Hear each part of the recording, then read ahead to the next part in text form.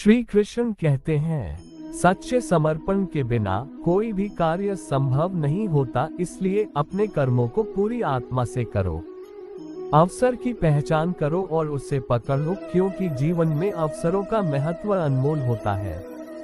संघर्ष का अवसर तुम्हारे अंतर्निहित सामर्थ्य को प्रकट करता है, इसलिए संघर्षों का स्वागत करो और उन्हें परास्त करो। जीवन का सबसे बड़ा सत्य है कि तुम स्वयं अनंतता के स्रोत हो। इस सत्य को समझो और इसका अनुभव करो। सफलता का रहस्य संकल्प और समर्पण में छिपा होता है। अपने लक्ष्य के प्रति निरंतर संकल्प बनाए रखो और समर्पण से अपने कर्मों को करो। अच्छे समय में सतर्क रहो और कठिनाइयों में साहस से आगे बढ़ो, क्योंकि जीवन की परीक्षाएं ही हमें मजबूत बनाती हैं। जीवन का मकसद है समृद्धि और संपूर्णता का अनुभव करना, इसलिए स्वयं को प्रगति के मार्ग पर रखो और निरंतर उन्नति करो। आपात स्थिति में साहस और आत्मविश्वास का उपयोग करो, क्योंकि वे ही तुम्हें असाधारण बनाते हैं। जीवन का सबसे बड़ा शत्रु होता है आत्मसंयम, इसलिए अपने मन को नियंत्रित करो और अपनी इच्छाओं का बारीकी से सामर्थ्य अनुसार उपयोग करो।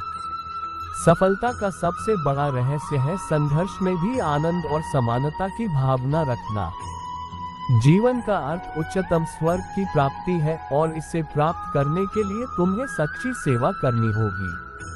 अपने दुखों को भी आनंद में बदलना सीखो, क्योंकि जीवन का असली महत्व अनुभव में होता है।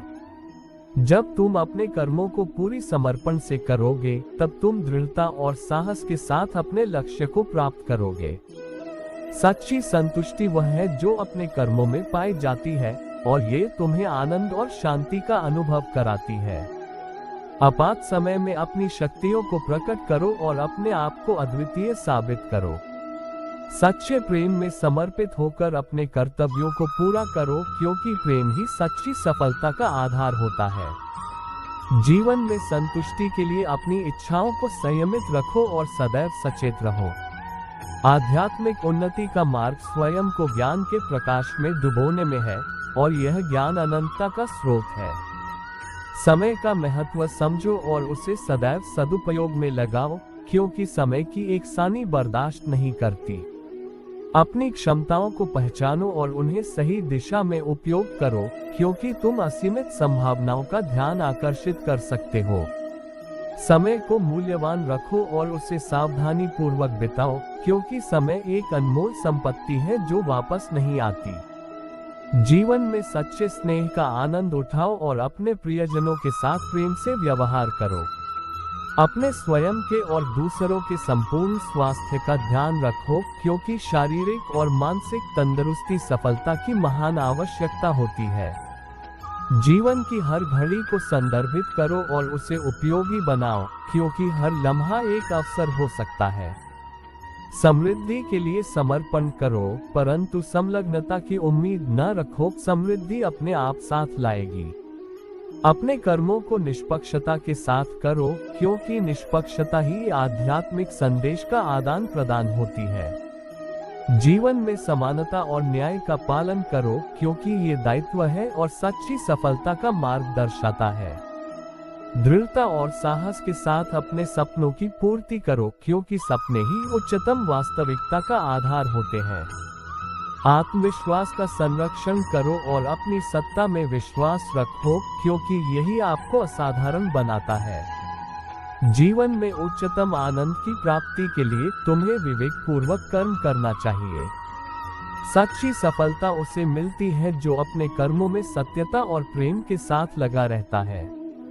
संकट के समय में सहायता करो और समर्पण का आनंद उठाओ, क्योंकि यह सेवा ही जीवन का उच्चतम कर्तव्य है।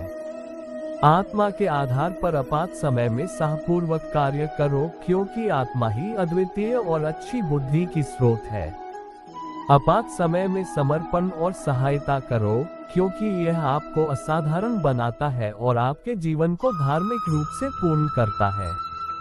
अपने लक्ष्यों के प्रति प्रतिबद्ध रहो और उन्हें प्राप्त करने के लिए कठिनाइयों का सामना करो, क्योंकि यही वीरता और सफलता का मार्ग है। आत्मविश्वास की शक्ति का उपयोग करो और अपने मन को प्रबल बनाओ, क्योंकि मन ही जीवन की रचना करता है।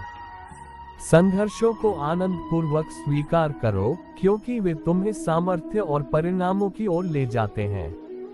समय की महत्ता को समझो और उसे अपने पक्ष में उपयोग करो, क्योंकि समय निर्माण का मूल उपकरण है। जीवन के प्रति आभार रखो और विश्राम का संयम बनाए रखो, क्योंकि विश्राम ही नई ऊर्जा का स्रोत है। जीवन में संतुष्टि की प्राप्ति के लिए तुम्हें अपने कर्मों में समर्पित रहना चाहिए और नित्य उच्च मूल्यों का पालन करना चाहिए। अपने लक्ष्य के प्रति दृढ़ता रखो और समर्पण के साथ उसे प्राप्त करो, क्योंकि उच्च सफलता समर्पण की बेमिसाल बेला होती है। अपनी क्षमताओं को पहचानो और उन्हें सच्ची सेवा में उपयोग करो, क्योंकि सेवा ही ज्ञान का सच्चा अर्थ है। जीवन में नैतिक मूल्यों का पालन करो और सत्य, धर्म और अहिंसा के मार्ग पर चलो, क्योंकि वे सच्ची, सुखी और सफल जीवन की ओर ले जाते हैं।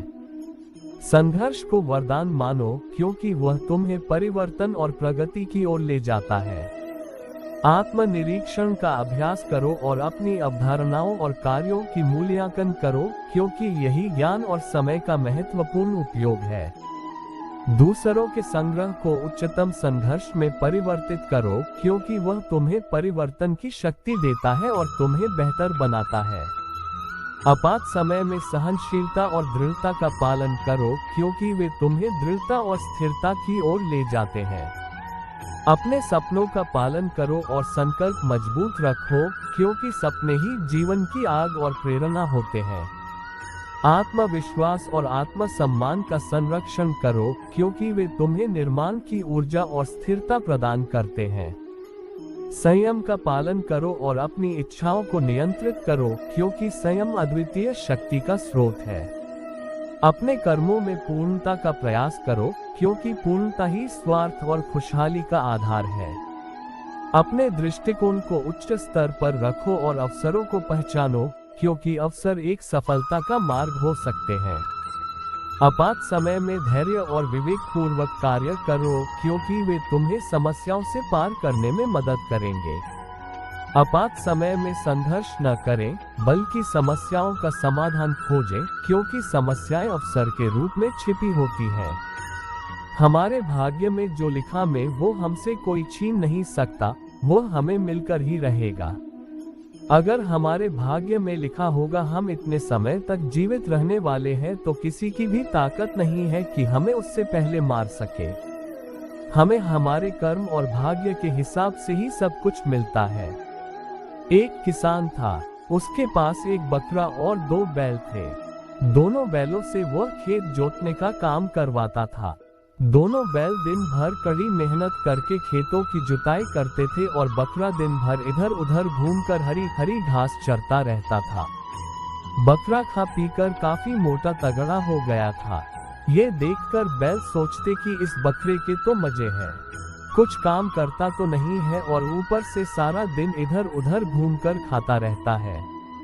दूसरी तरफ बकरा बैलों की हालत देखता तो उसे भी बड़ा दुख होता कि बेचारे बैल सारा दिन हल में जुटे रहते हैं और हमारा मालिक है कि इनकी तरफ पूरी तरह से ध्यान नहीं देता। एक दिन दोनों बैल खेत जोत रहे थे। बकरा भी वही खेतों के पास घास चर रहा था। उन दोनों बैलों को खेत जोतने में काफी मेहनत करनी पड़ रही थी। वो दोनों हौंफ रहे थे। ये देखकर बकरा बोला, भाइयों, तुम दोनों को दिन भर खेतों में कड़ी मेहनत करते देखकर मुझे बहुत दुख होता है।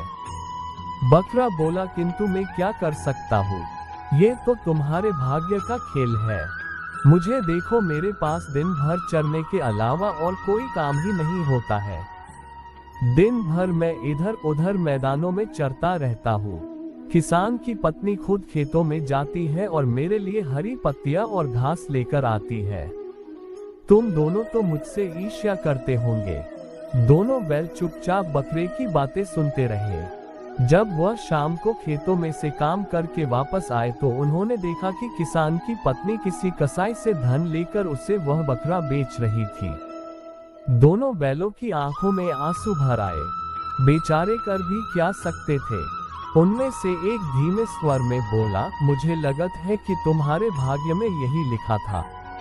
हमारे भाग्य में जो लिखा में वो हमसे कोई छीन नहीं सकता। जो भी हमारे भाग्य में लिखा होता है वह हमें मिलकर ही रहता है, चाहे वो अच्छा हो या फिर बुरा। हमें अपनी खुद की हुई मेहनत से कमाए गए धन से ही सच्चा आनंद मिलता है, न कि दान में मिले धन से। एक गांव में एक संत अपनी पत्नी के साथ रहा करते थे। संत के पास हर समस्या का हल था। संत काफी गरीब थे और उनके पास खेती करने के लिए थोड़ी सी ही जमीन थी। वह खेती करके किसी तरह अपना जीवन यापन कर रहे थे। गांव के लोग उनकी मदद करने के लिए उन्हें कुछ न कुछ दान दिया करते थे, लेकिन हर बार वह सामान उन्हें वापस कर देते थे और दान लिए बिना ही उन्हें धर्म का ज्ञान देते थे। इस राज्य के राजा के पुत्र जुड़वा थे। राजा हमेशा उसी सोच में रहता था कि वो दोनों में से किस पुत्र को अपना उत्तराधिकारी बनाए। एक दिन राजा को इस दुविधा में देखकर मंत्री ने कहा, महाराज, राज्य में एक संत रहते हैं और उनके पास हर समस्या का हल होता है। आप कृपया एक बार उनसे जाकर मिल लें। मंत्री की बात मानते हुए राजा संत से मिलने पहुंचे और उन्हें अपनी समस्या बताई। राजा की बात सुनकर संत ने राजा से कहा कि महाराज, उत्तराधिकारी चुनना बेहद ही सरल है। राजा ने कहा, वह कैसे? संत ने कहा कि आप अपने उस पुत्र के ऊपर इस राज्य की जिम्मेदारी सौंपे जो मेहनती हो और राज्य की भलाई को सबसे पहले चुने।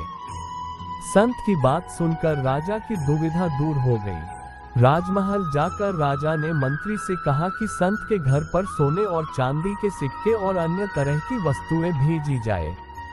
मंत्री ने सोने चांदी के सिक्के और कई तरह की वस्तुएं भिजवा दी। इतना सारा सामान देखकर जब संत ने मंत्री से पूछा कि ये सब क्या है, तो मंत्री ने जवाब दिया कि ये सामान राजा ने भिजवाया है।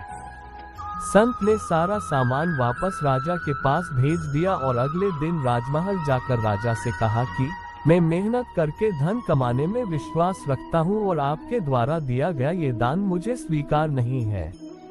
अपनी मेहनत से कमाए गए धन में जो सुख मिलता है वो सुख दान में मिले पैसों से हासिल नहीं किया जा सकता है।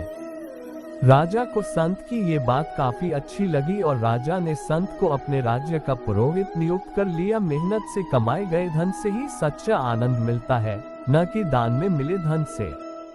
अगर आपको हमारी वीडियो अच्छी लगी हो तो अपने दोस्तों के साथ भी शेयर कीजिए और कमेंट में जरूर बताइए कि कैसी लगी हमारी वीडियो। दोस्तों, आज बस इतना ही। मिलते हैं फिर एक नए वीडियो के साथ। तब तक के लिए अपना ध्यान रखें और चैनल को सब्सक्राइब कर दें। धन्यवाद। जय श्री कृष्ण।